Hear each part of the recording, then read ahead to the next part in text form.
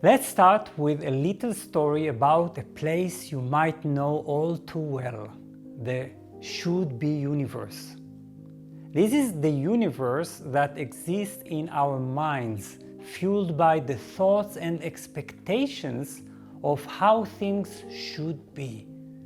It's a mental space where everything goes according to our plans, where people act exactly how we want them to, and where life unfolds just right.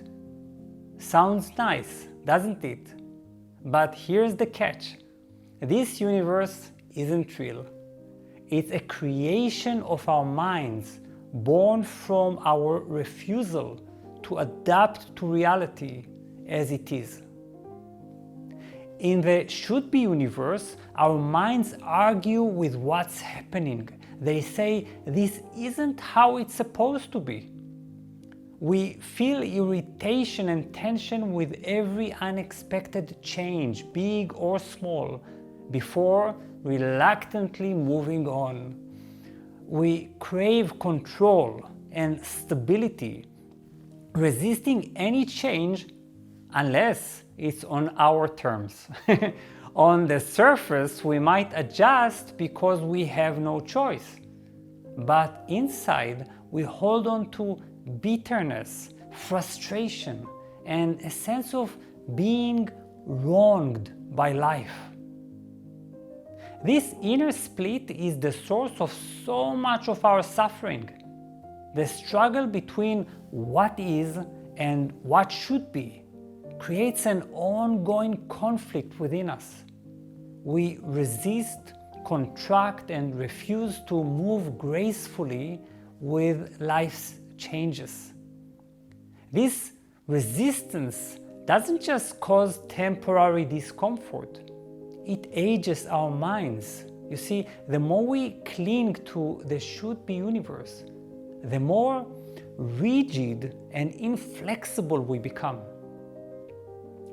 So, what does it mean to be truly adaptable? Adaptability is the ability to change our goals, actions, and even our sense of self as needed. Imagine an artist who spills paint on their canvas.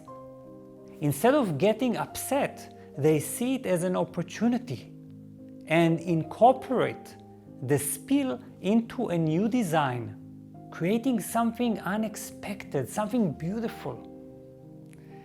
This kind of adaptability requires a flexible, fluid identity, one that isn't locked into a single narrative.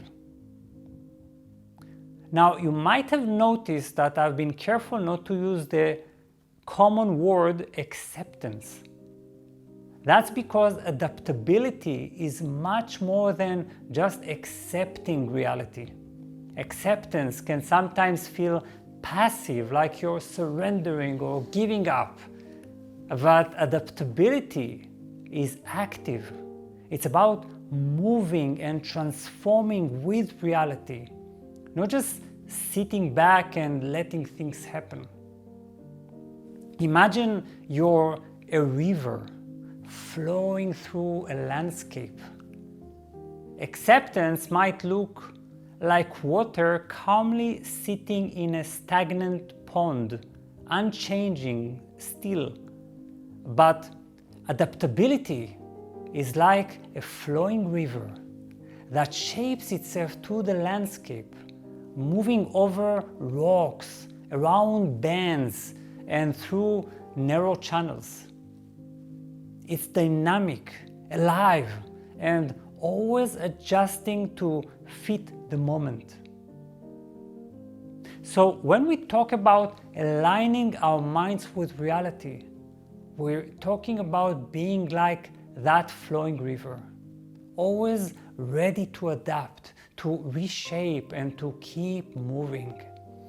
A truly adaptable mind doesn't just accept reality, it actively engages with it, evolving with every new twist and turn. So, Let's now dive into a practice to connect with the adaptable, flowing state of mind. You can close your eyes if you want to, take a few deep breaths, and start by bringing to mind a recent situation where you felt upset, frustrated, or disappointed.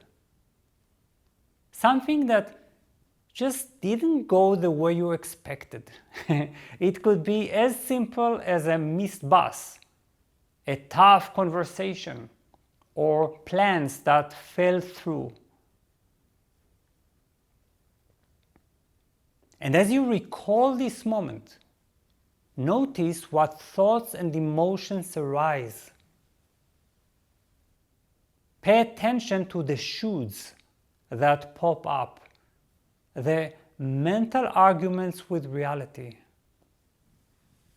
Maybe it sounds like, this shouldn't have happened, or they shouldn't have said that. This is your should-be universe at play. The part of your mind that's locked in a battle with what is. Now a step further, imagine that in front of you, you have two columns, one titled Real Life, the other the should-be life. In the real life column, start by describing the situation as it is, factually, plainly. For instance, if the bus was late, simply note, the bus didn't arrive on time.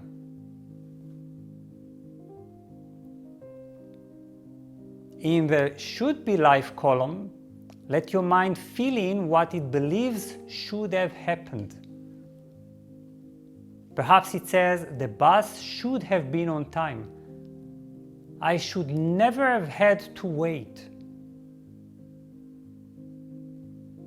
Let your mind paint the perfect image of how things were supposed to go. Now take a moment to compare the two columns. Notice the gap between reality and your imagined ideal. This gap is where your suffering and frustration come from, not from the situation itself, but from the mental conflict between these two worlds. Recognize that this should-be life doesn't exist. It's a dream created by your thinking. So ask yourself, who would I be without this should-be universe?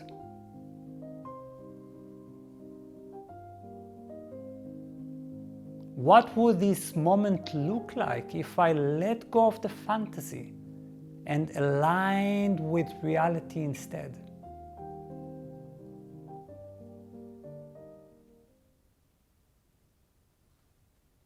Imagine yourself flowing with the situation like water moving effortlessly around rocks in a stream. Feel the ease and release that come with this shift.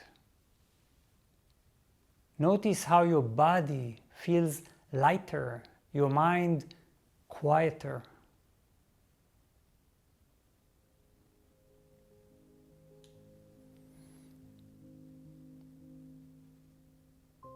Remember, adaptability isn't about giving up on desires or resigning to what is. It's about moving gracefully with life's changes, engaging with reality instead of resisting it. Each time you encounter a difficult moment, come back to these questions. How can I respond to this changing reality outside the should-be universe? How can I adapt to this reality? This is the practice of a flexible mind.